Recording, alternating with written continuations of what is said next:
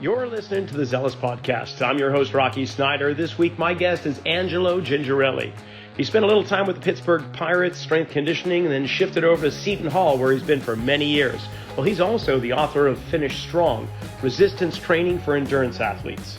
So if you run, swim, bike, or any kind of endurance activities, this episode's for you. Be sure to subscribe, and while you're at it, follow us on Instagram, Rocky_Snyder, and here we go.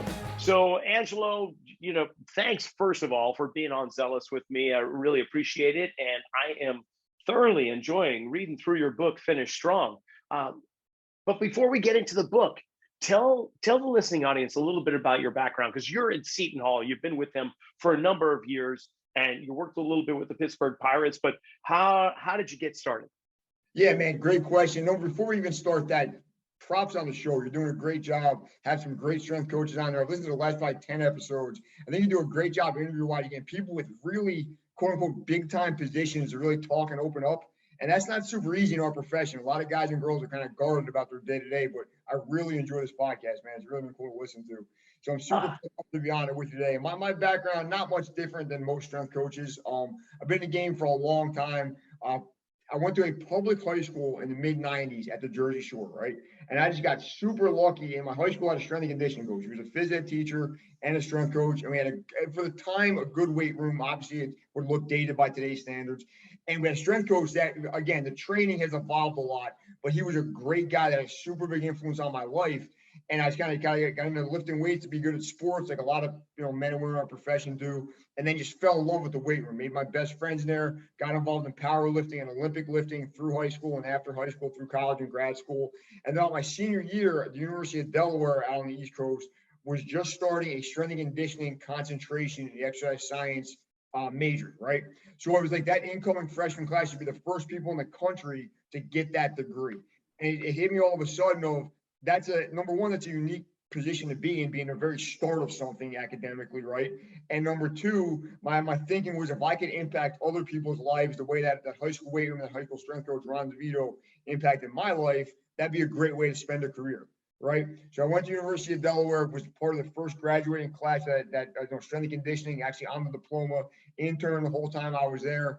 The last thing I had to do for my degree was an internship, and I did that down in North Carolina State. I met that whole strength coaching staff. I met all the coaches there for that summer. Had a great experience. As soon as that was over, kind of got lucky again and stepped right into a grad assistant position at Virginia Tech. Was there for 2 years in the early 2000s. And then as soon as my GA was over and I had a master's degree in health promotions, a full-time position at NC State had opened up, and I kind of I interviewed and everything, but I slid right back into that position where I interned. So I always I bring in a couple of interns every semester at Seton Hall, and I always say, there's the stuff you have to do for the internship. You got to check the boxes, do the assigned hours, do whatever we ask you to do. But I'm living proof that if you do a good job at an internship, it can lead to a full-time position, right? It did for me. A couple of years I was at NC State, the baseball team did really well. So I think I had a little bit of a hand in it, but just recruited really good players that did a great job on the field. Got a bunch of guys got drafted those years, and then that led to kind of opening the door for me to interviewing a job with the Pittsburgh Pirates. Did that for one season, and then in 2005, the Seton Hall position opened.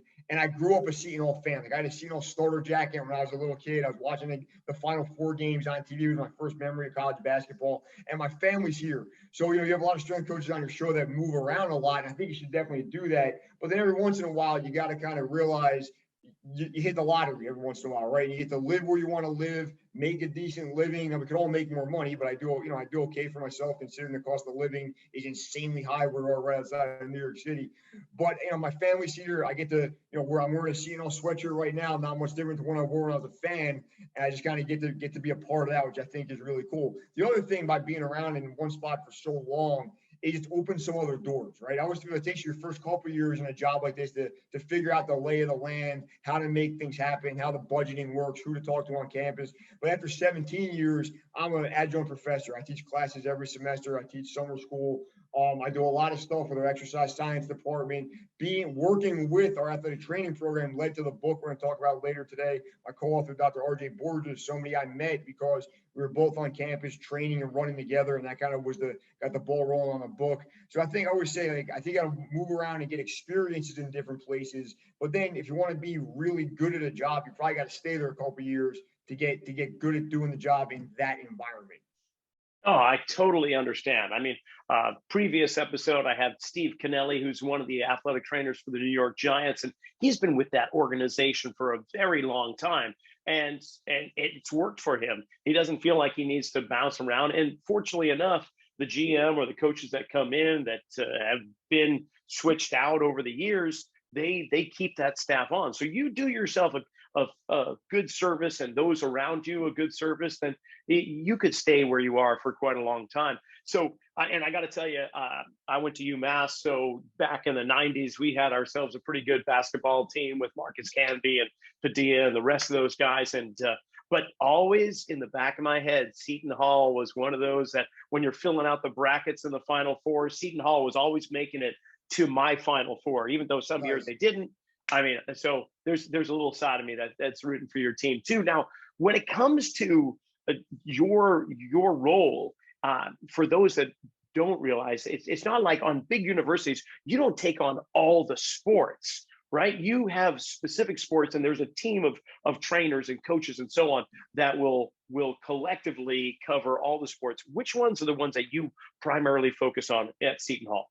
Good question. So the way our staff work breaks down, we have 3 full-time people in the weight room. We bring in some interns every semester. One position works with men's basketball and women's soccer. The other position works with women's basketball and men's soccer.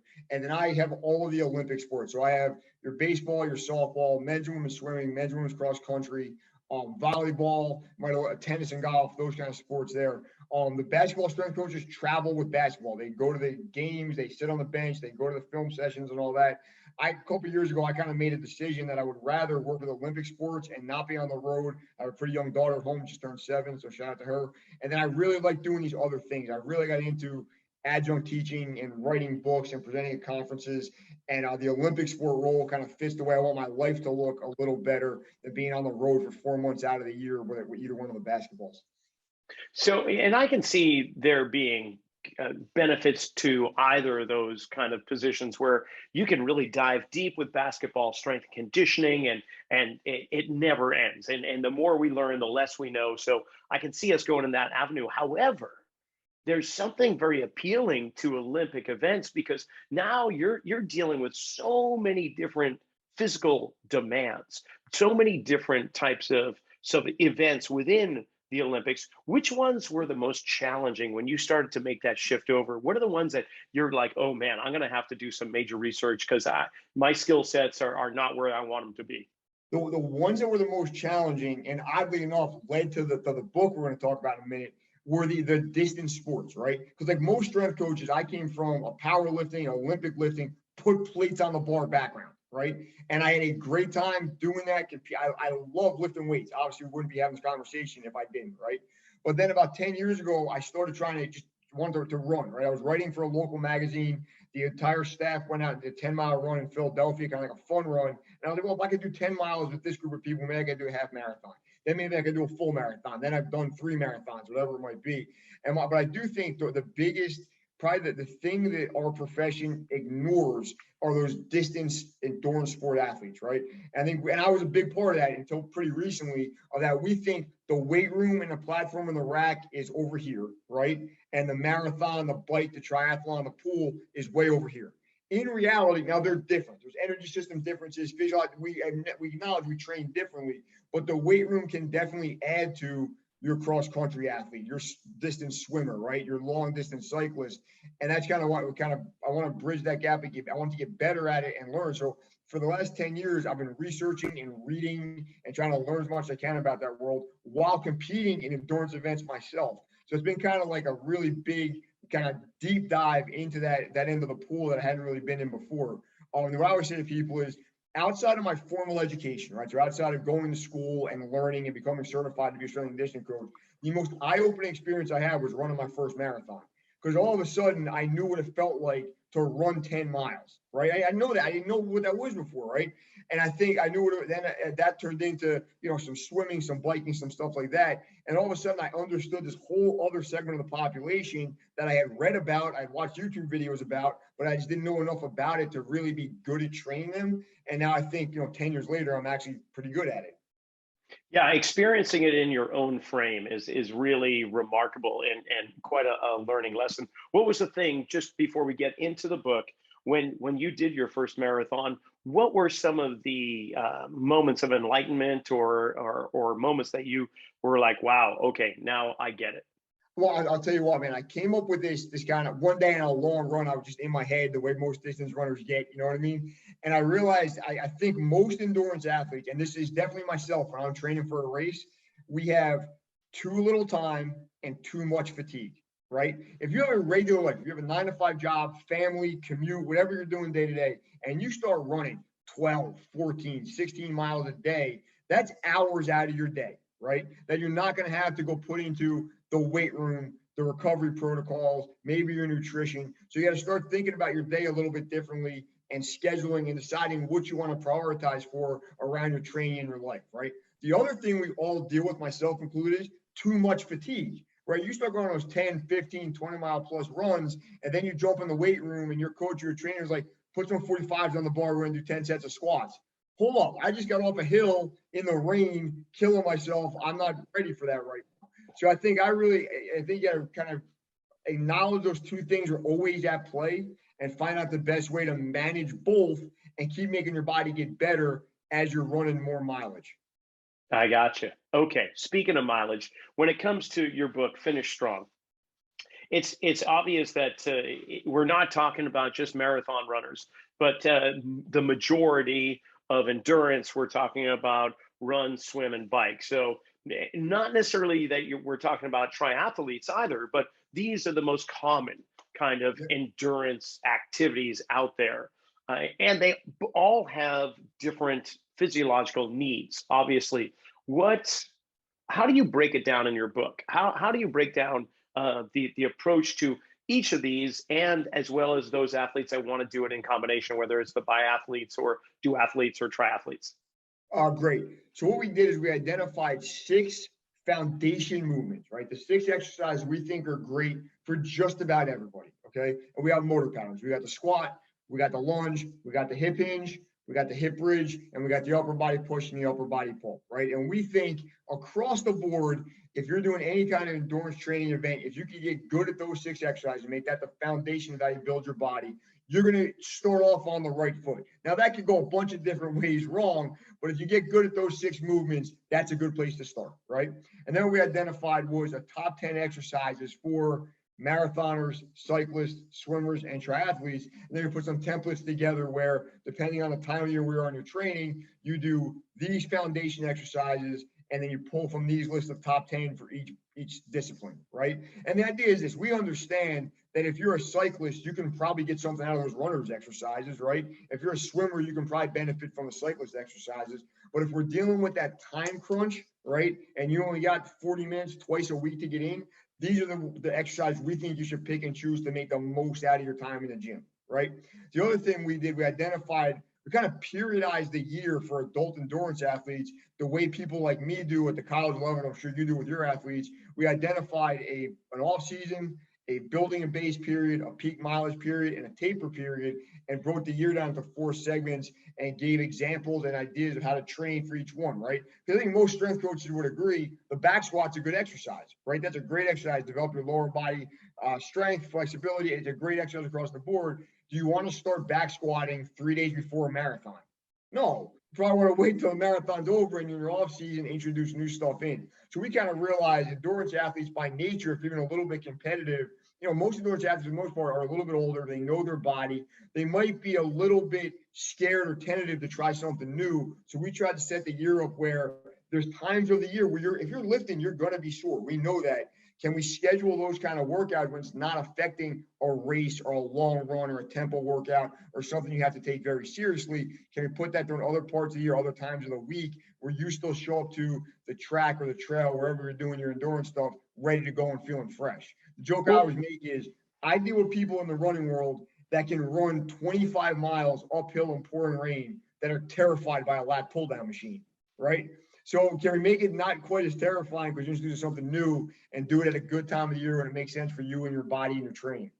Well, but Angelo, is there an off season? I guess that's because endurance athletes are pretty much, they're addicts and idiots, and I say that Agreed. with all the love and respect. But I mean, we've got out here, we've got it the first or second week in December. We got the Sacramento Marathon. There's one that's in February or March. I mean, we could find a Yeah, marathon almost every month of the year. So what does that mean to have an off season?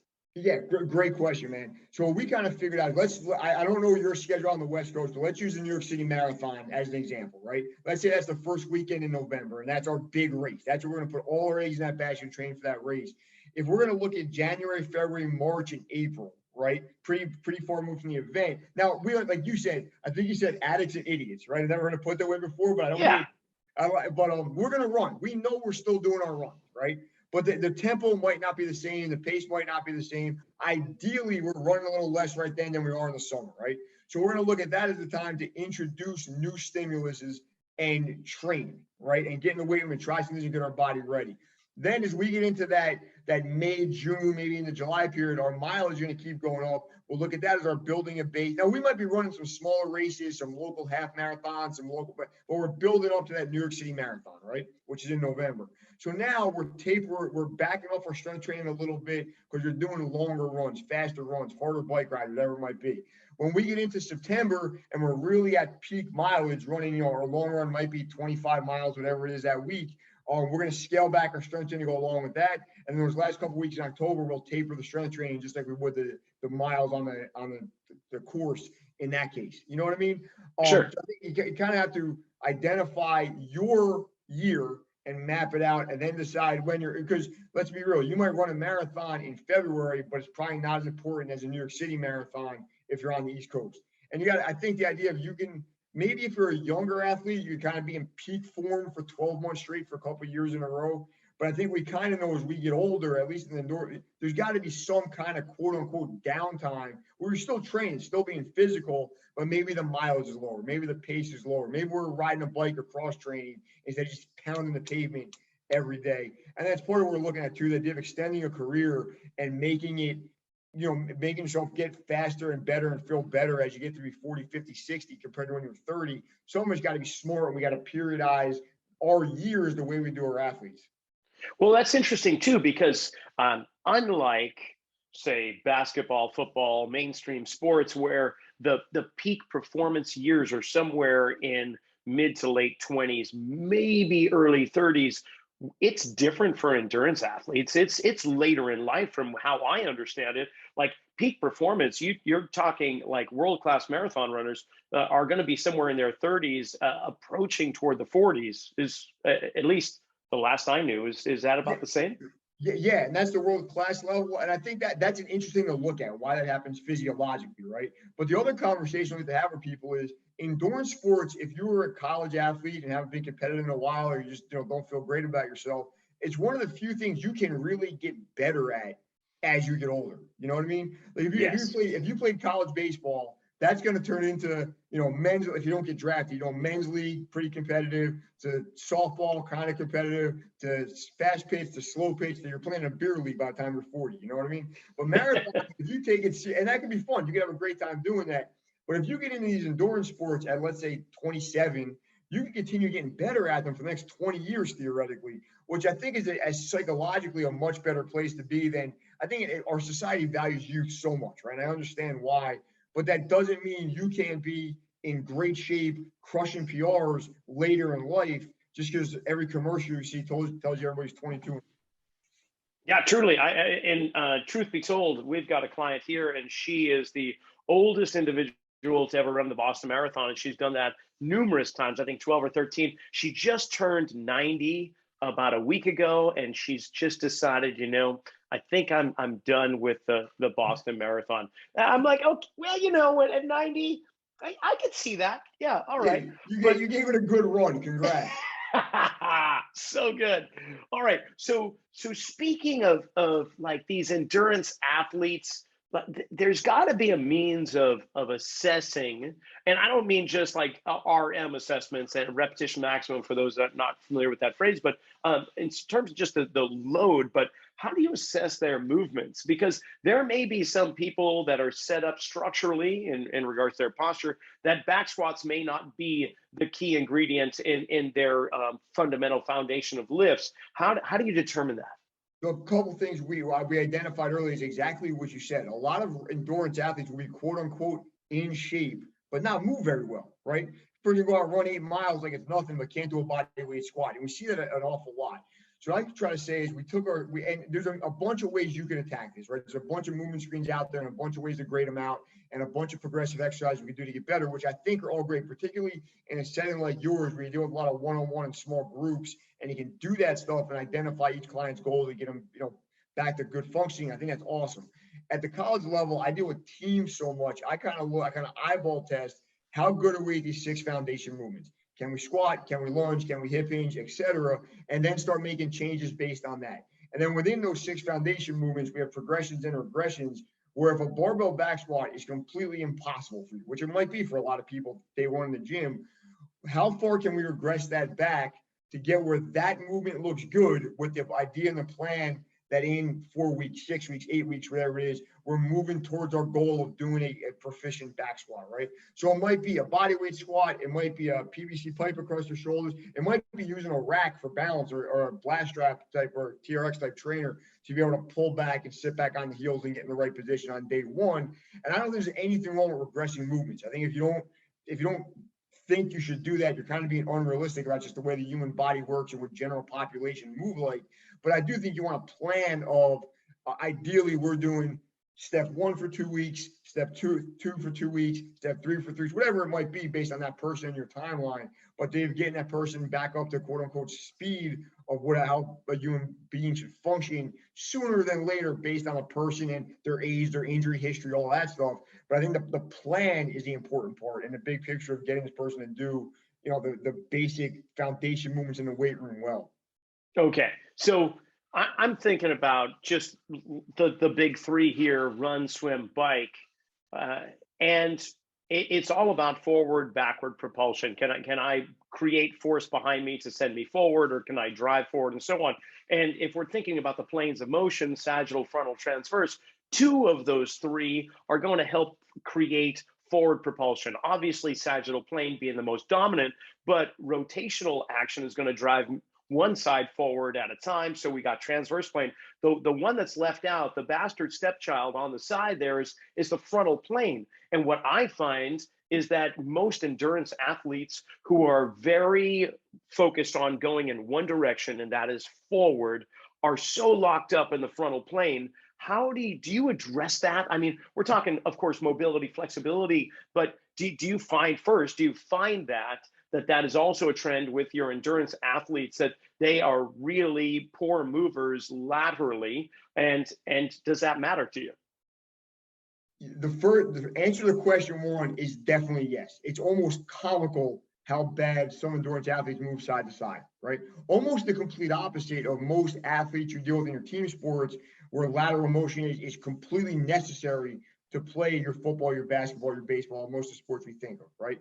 I think in an endurance training, with a training endurance athlete, I think depending on how bad it is and how much time you have with them determines how much you need to address that, right? Like if you have a younger athlete that if they even go run on a trail, they're falling off the trail, tearing their ACL, we probably need to address that right away, right? With balance, proprioception, all the stuff we want to do. If it's an adult that's been pretty successful and only has a couple times a week to train, maybe does that go on the back burner until you get some more time where they master the main frontal sagittal plane stuff? Possibly. I think you got to kind of look. That's a situation where I think in an ideal world where everybody had all the time in the world to train and address everything wrong in their body, you would address it every session, right? But in reality, where the sessions might have to be a little bit shorter and only a couple per week, that might be the first thing you push to the side until they master some of the other stuff. The other thing, I, as a fan of the show, I know you've talked to a lot of previous guests about the dominance of kids that played multiple sports in high school being better, moving higher training age when you get to college or the pros, right? Which I Yeah. think is largely true, right? Where I think it doesn't apply at the college level is your swimmers and your cross country runners, because those kids, at least the ones I'm dealing with, so sweeping generalization in my career, didn't play other sports, right? They only did this one thing from, let's say, 12 to 18, and then that's where they are now. And I think one thing I think I've done well in my career is not really getting to the endurance stuff till I was in my early 30s, right? So I was pretty strong and I was good at playing other sports before I locked in, decided I'm going to try to run 20 plus miles at a time. You know what I mean? Sure. So I think that's one thing me and Dr. Boers, my co-author, realized our backgrounds were so different from the typical 30 to 50-year-old endurance runner when we started writing a book. That's what we thought that we could try to implement this, because let's say you're a cross country kid. That's what you're going to do. That's great. You don't have to play baseball, basketball, lacrosse as much great as those sports are, but there's some things you can add to your cross country training that's going to make you less predisposed to injury than the kids in your age group that never did any of those lateral movements, none of those agility drills, none of those core drills that we see. There's too much endurance people just lacking that stuff as they get older. I gotcha. No, I totally get you. Okay, so when it comes to developing the programs, we have a choice between unilateral and bilateral movements. And those unilateral could actually be contralateral, where we get the one leg and the opposing arm to move in the same direction at the same time. And whereas endurance athletes are these contralateral bipeds, or in the case of swimming, we've got the legs kicking in opposite directions while the arms are moving opposing from one another. How much specificity carry over into strength training? Meaning, how much bilateral loading do you do compared to the unilateral lifts? We recommend early on a good mix of both, right? And I think that if we're going to train twice a week, maybe one day is predominantly 2 limbs at a time, the other day is predominantly 1 limb at a time, based on the way you're training. But what I've kind of found, I've gone through this with players and even adults, I think a lot of times you got to get really good at the bilateral stuff before you can get onto the single leg, single arm stuff, right? So I think to some extent you want to be working on, can we squat before we address, can we lunge, or can we step up, right? And kind of, because I think only because we're dealing with some people in this world that are so far behind training wise, without building that foundation, it's been really hard to move to the unilateral stuff. You know what I mean? Sure. But I think in general, if you start with somebody that's pretty baseline and decent at the 2-leg, 2-arm stuff, then you can move on to some unilateral training and moving different sides of the body differently, the way you do in the sport. So as much as I personally feel, sport specificity is obviously incredibly important in what we do, right? Particularly as you get older and you're kind of locked into, this is what I'm doing with my life, my competitive career. But I think I sometimes take a step back and look at sport specificity might be step 2 and 3, and this client or this student athlete doesn't know step 1 yet, right? So you got to really hammer home step 1 and decide whatever that means for you. For me, it means the squat, the lunge, the push, the pull, the stuff we talked about earlier. You might have a different step 1. But I think we got to really focus on learning that step 1 and mastering it before we get on to step 2, 3, 4, and 5. I think a lot of failures I think sometimes people in this endurance world go into a gym where they meet with a trainer, they meet with a college strength coach, and that man or woman is trying to progress them way too fast from where they are. And in reality, I would say, well, our cross country kids, man, I'm dealing with 18 to 22-year-olds, but their training age is 11. You know what I mean? So we got to address that like an 11-year-old. And then maybe second semester we're working together. Now we address it like an 18-year-old. You know what I mean? Is it easy to get a buy-in with these athletes who are so not used to really using their ATP PC chain, their anaerobic, and they're primarily aerobic athletes? I could see that being really uncomfortable. But what's it like? The athletes that buy in the most to this, right? In the year the book's been out, have been people that have been doing endurance competitions for a couple of years, right? They've trained that world and they feel like they've hit their potential. And the missing piece of their puzzle might be resistance training. And those men and women get it because they've probably taken the run, the bike, the swim as far as they can. And now they're looking for the next thing, right? When you go a little younger than them and they haven't been at it as long and they haven't really felt like they've pushed themselves to where their body's going to take them without this component, they tend to be a little bit more resistant, right? And there's a bunch of reasons for that. Part of it is that the time and fatigue factor. Part of it is a lot of men and women in our positions don't understand how to work with them. That was myself until 10 years ago. I have no problem saying that. And then part of it is in that world, it's not really a part of the culture, right? Like if you play baseball or American football, you know you're going to the weight room from a little kid on, right? But if you play other sports, like if you're a marathoner, if you're a swimmer, if you're even a soccer player, that's not necessarily part of your upbringing and what you saw your idols doing. So it's not as easy. If you grow up watching Mark McGwire, you know you got to get in the weight room to hit a home run, right? But if you grew up watching the New York City Marathon, and even people train, not everybody really looks like it, unfortunately, and then they don't really publicize it. Why do you think you need to do something that literally nobody else in your world is doing? Or at Yeah, least you don't see them doing it. so and did you notice a difference between male and female athletes in terms of buy-in? You know what? I really don't. I think that age and the amount of time training is more important than male or female in that conversation. Because in the last year or so, I've met guys that were pretty much at the end of the rope looking for the next thing to get better. And I've met just as many women in that same situation. So I think that's one thing that we've gotten better at as a profession the last 20 years. Of this isn't just a male thing, right? It's not just guys in the gym and women need to stay outside at all. We know that's wrong, obviously. But I think one thing that's been good about the social media era and the companies like Nike and Under Armour making workout gear specifically geared towards women, the idea of women getting some kind of resistance training is common now, right? And it's not at all uncommon for women to realize they can be as big a part of this as the guys can. And I think that's awesome. I think that's the best things we've done in the last 20 years. I bet. So when it comes to the within the book, um, the most overlooked aspects of conditioning. We're talking about lifting, but whether it's within the lifts themselves or outside of the strength training, what do you feel in your experience dealing with endurance athletes that is the most overlooked? Okay. I think, and it's a big sweeping generalization, resistance training in general is overlooked by the endurance community, right? Sure. And I think that the thing that the benefit that's often overlooked is how good and efficient can our running technique stay when we get fatigued. So the joke I always make is if you were the starting line of a marathon, everybody looks textbook, right? Everybody's running great, eyes up, chest up, shoulders pulled back, good movement off the ground. Take that camera to the end and look at those same people. Most people are just broken down, bad running technique, poor breathing, just a disaster at the end, right? So my argument is if we can get good at training and make our body stronger with better muscular endurance, can we look good at the end of as good at the end of a race as we do at the beginning of a race? And I think as far as avoiding that technique breakdown or pushing it back as long as we can in a longer event and staying upright and having our oxygen exchange happen properly and moving well when we get fatigued, I think that's the one thing we need to get better at and sell that idea to more people, right? The other thing I would say, and not necessarily underrated, but misunderstood, and I'm sure you see this too in your facility, is what your core really does, right? If you ask a typical untrained person how valuable is a six-pack and what should they do in the weight room, they're going to do some crunches, maybe some leg raises, maybe some Rocky twists that they saw in the movies, right?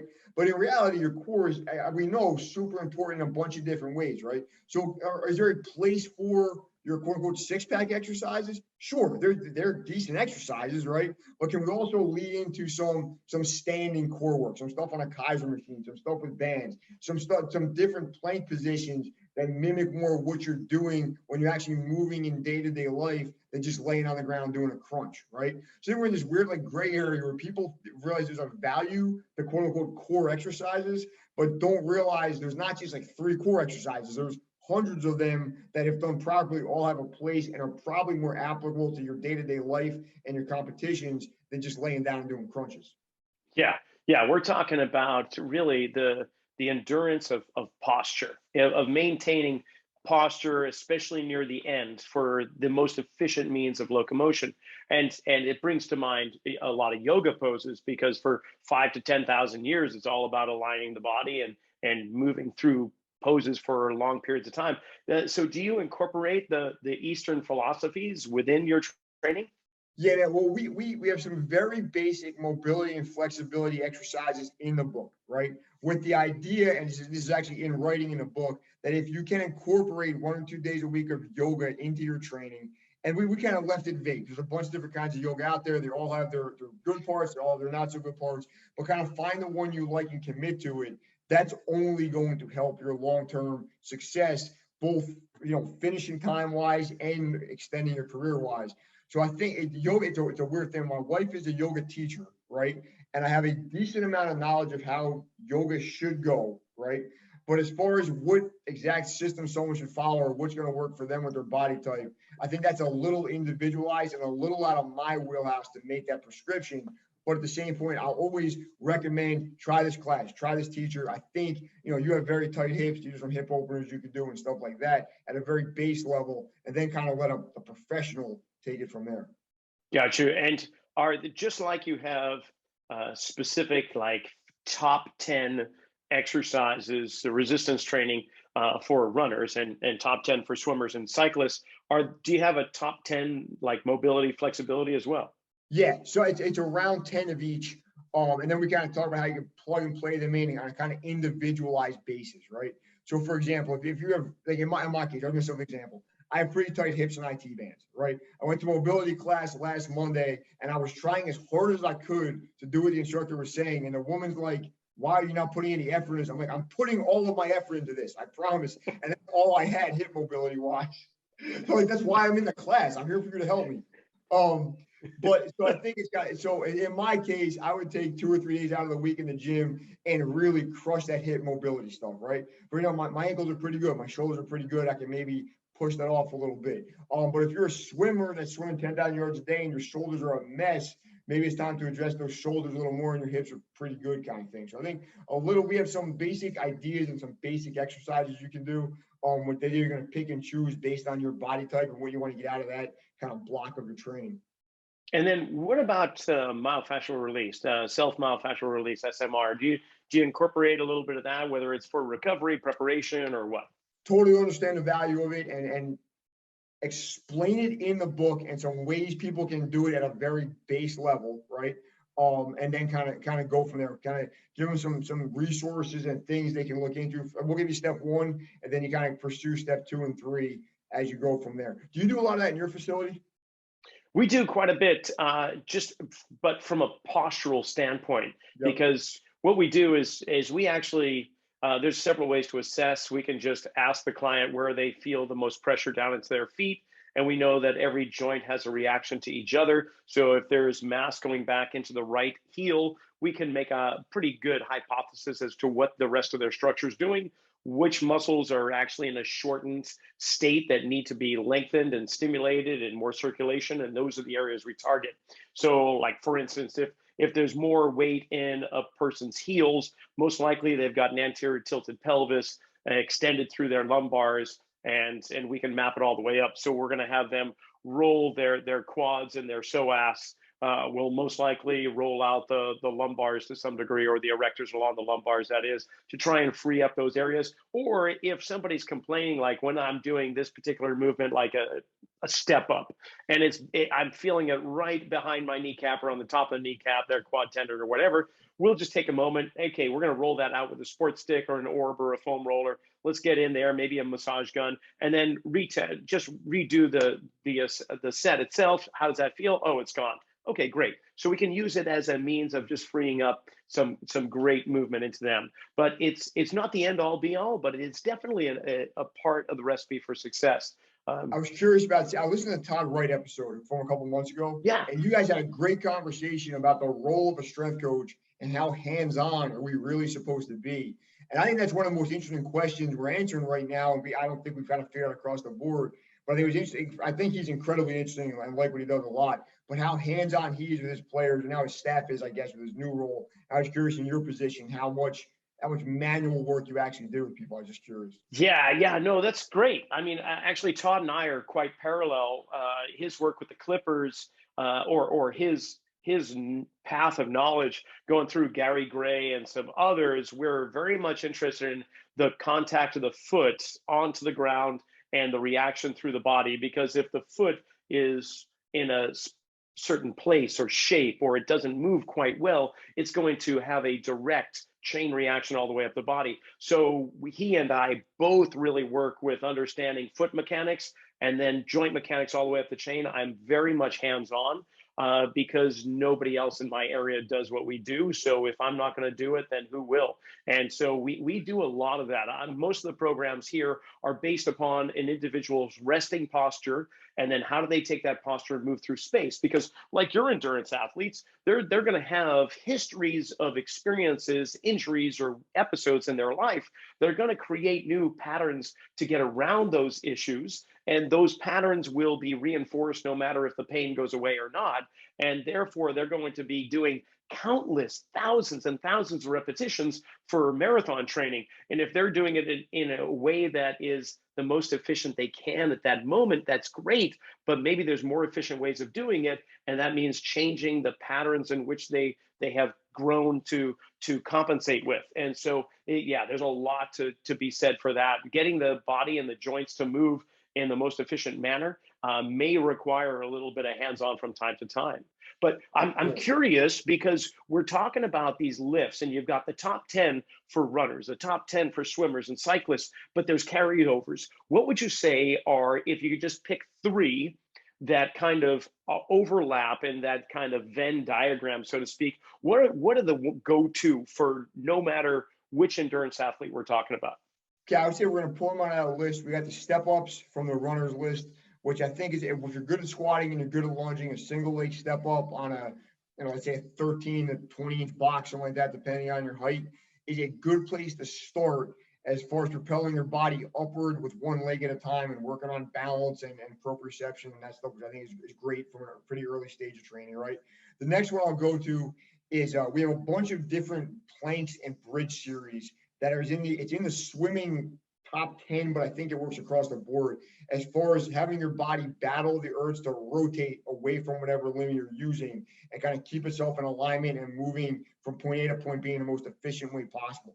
And that's the thing where two things happen on those anti-rotation exercises. Number one, people that are really good at their sport can be really bad and really inefficient with that, right? And there are people that have pretty good kinesthetic awareness can't tell how bad they are at it a lot of times, right? So for example, if you're in a push-up position doing a shoulder tap and you're like, don't rotate your torso. The person like, I'm not rotating my torso. Then you got to get the phone out, video it, and show it to them. And like, here's what's wrong. And not in a bad way. It's just you're trying to maintain this part of your body still, this part of your body moving. And just a lot of people lack the kinesthetic awareness to do that properly. So if you can get good at those kind of anti-rotation exercises, that's going to carry over across your swim, your bike, your run, your triathlon, whatever it might be. And the last one, I think I would say, so like kind of you alluded to earlier, like a lateral lunge and press, something in that lateral mobility, lateral motion with some resistance behind it. Because a lot of people in these endurance sports have done so little of that. Everybody could probably benefit from that kind of movement, right? Whether it's a dumbbell, kettlebell, whatever it is, some kind of lateral lunging and moving side to side, just because you've neglected that for so long, only moving from point A to point B in a straight line. Excellent points. And one thing that you just said that I want to really kind of emphasize is your usage of a camera, a video camera, and actually videoing somebody moving who thinks they're doing one thing, but in truth, they're actually doing something else. Because although most of our athletes have very good awareness of their physical frame and body, there's going to be places that are the dark zones. These are the places that they skip over in their movements, and they allow other areas to take on more work. And so it's really quite an awesome coaching tool to just every now and then say, okay, here's what I need you to do. And they perform it, but they don't actually do it. And then you videotape and you say, okay, this is really what's happening. And they start scratching their head and like, oh my gosh, I had no idea I was really doing that. So yeah, I imagine you probably do that quite a bit with your athletes. Yeah, it's weird, man. Some people have never trained before, and day one, their kinesthetic awareness is pretty poor, and we got to start showing them themselves. You know what I mean? And then some people are pretty good at the basics, and then as you get more complicated, their mind doesn't connect to their body as well, and you got to show them some things that way, right? So I think, and if you keep getting more complicated and complex with their movements, eventually everyone's going to probably need to be coached up on something, right? But Sure. there's some people that have, they kind of lose it very early on, and some people it's kind of way later in the process. Is it different between the linear athletes and the multi-directional athletes, do you think? I'm not sure. I think a lot of that is individualized, right? An example I'll give right before we jumped on this call today, I met with our incoming freshman baseball players, right? So these are multi-directional athletes. A lot of them were multi-sport athletes, and they were good at a bunch of things before they got to college, right? So we did a squat. Most of the guys' squats are pretty good. They've done it before, not super shocking, right? So then we taught an RDL with just a bar. And some of these kind of big jack dudes had no idea what keep your shoulder blades retracted meant, no idea what hinge at the hips, get ready your heel meant. And I'm curious as if that's a product of not great kinesthetic awareness, right? Or that's A. Point B being their anterior chain muscles are so much stronger than their posterior chain, they can't get into position, right? Or C, they've just never been told to do that before, so it's a completely new experience for them, right? So I think, Sure. and who knows, it might be player A, it might have been answer B, player C, it might have been answer A, whatever it is. But it's a weird thing. I always say as strength coaches, we take for granted how the body should move, right? We do an RDL, do a squat, and in reality, if you're dealing with an untrained person that's never done that stuff before, it's really hard. And it's really hard to know what the coach means. So I think as I've gotten older, I've kind of weirdly tried to get better at the basics. I try to get better at teaching and cueing square one, because you're always teaching square one. And then if you're lucky enough, you get to coach up square two and square three down the line. But I say, at my level, I'm dealing with square one all the time. So I want to get as good at that and have at least a system in place if I want to coach and teach everything, and have some options within that system. Because some people, like, for example, you tell one kid, retract your shoulder blades, they get it. You tell the other kid, keep your back flat, and they get that command. So you got a couple different ways to coach things and approach things differently, and in words and phrases that might click with different people and different clients. Now, one more question here. We're at the end of the summer vacation, shall we say, and a lot of your athletes are starting to show up again, getting ready for the fall semester. Is this the most exciting time of year for you? It's the most exciting and the most labor intensive by far, right? Because if you're for me, from Labor Day until Thanksgiving is by far the busiest time of the year for a couple of reasons. Number one, everybody is either brand new to training, right? The 250 plus student athletes are brand new to training, or they didn't train. Some of them do a great job in the summer, but some of them might not have done some of the movements we do on campus all summer. So they're at like square 1.5, say, and freshmen are at square one, right?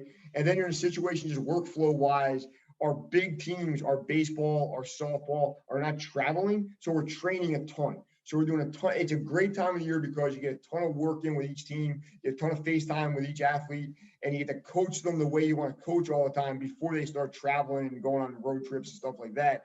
But it can be very labor intensive. And then you're dealing with a population that is dealing with more physical work, more academic work, and more demands on their time than they've ever experienced in their life, while they maybe not seeing their family for the first time, or like living in a different part of the country and dealing with different weather, different traffic, different food from where they're from. So I would say the beginning of the college year is an exciting time, but it can also be a stressful time. And then you got to have I hate the term, it's a cliche, but I think it's true, the soft skills to deal with a bunch of different people at different places in their career and their life, and get them to train the way you think is optimal for them. So it's a good time. It's just it's a crazy time. I bet it is. Well, I can't believe that we've been chatting almost an hour here, and it's been great, Angelo. So, Coach, with your book, Finish Strong, Resistance Training for Endurance Athletes, how do people find it? How do they get a copy of it? And do you have a website for it too? Great questions. Couple things. It's on Amazon.com, like pretty much every other single book that's ever been released in mankind. It's in Barnes and Noble, so if you still got one of those by your house, it's in the sports section. I'm not gonna lie, we get fired up. Like, I'm the right age where like going to a mall and buying a book was like a big deal. So seeing it in the mall is kind of exciting for me still. And then our Instagram is finish_strong_book. And then, every time on a podcast, we put that out there. We try to put some training tips up every week and just kind of cover the running community and give you guys advice you can use and implement and plug in right away. So again, that's at Finish _strong_book. And want to reach out for any questions for me, it's just angelo.gingerelli@gmail.com. That's the best way to get in touch with me. And that's for, potential interns that want to go to Seton Hall too, right? Yeah, anything, whether it's about the book or about the day job at Seton Hall, anything you need to reach out to, angelo.gingerelli@gmail.com, and I'll get back to you as soon as I can. Well, Coach, this has been a treat. Thank you for coming on. This has been great, man. Thank you very much. And that's a wrap for the Zealous Podcast. Thank you, Angelo, for coming on. Looking forward to seeing what you got going at Seton Hall this coming season. And if you haven't picked up his copy of Finish Strong, where you can get it at Amazon or a whole bunch of other booksellers. Be sure to check the descriptions below for more information, and we'll see you next week.